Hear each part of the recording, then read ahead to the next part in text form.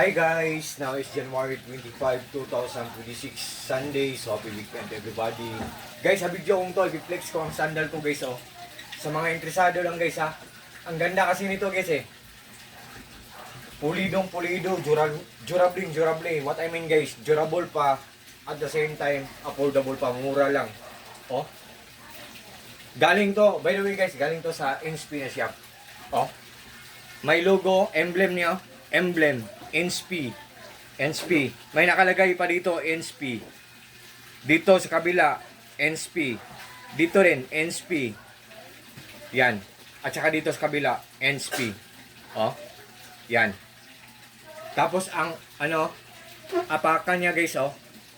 May, emblem din. NSP.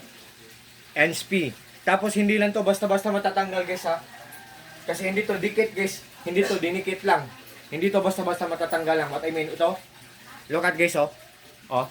1, 2, 3, 4, 5, 6. Same din sa left side. 1, 2, 3, 4, 5, 6. Ang ganda guys. Pulido. Durable. Oh, and also affordable. Ang ganda. Galing sa NSP na shop. Seller, thank you so much po. Ang ganda talaga ng mga products nyo. Yan. Kasi mamaya, meron din ako, ipiplex na isa. Ibang design. Oh, ang ganda guys, oh. Tapos, hindi siya madulas guys. Kahit tiles guys, kakapit siya guys, oh. Oh. Hindi siya oh. Ang ganda guys. Tapos, mura lang. By the way guys, sa mga friends ko dyan na palaging nag-order sa mga products ko, sa links ko, thank you so much guys sa trust at sa suporta. Guys, hindi ako namimilit guys ha, sa mga interesado lang.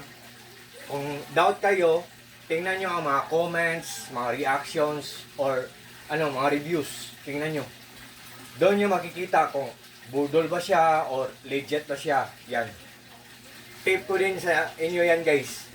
Kasi ganyan ang ginagawa ko guys. Tumitingin din ako sa mga reviews, sa mga comments, at sa mga reactions. Kasi kahit saan guys, merong mga mambubudol guys. Pero mostly sa blow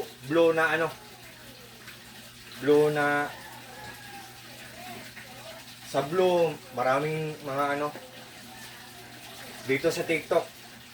Bihira lang na mambubudol dito. Oh, sa red, then sa blue, maraming mambubudol dun.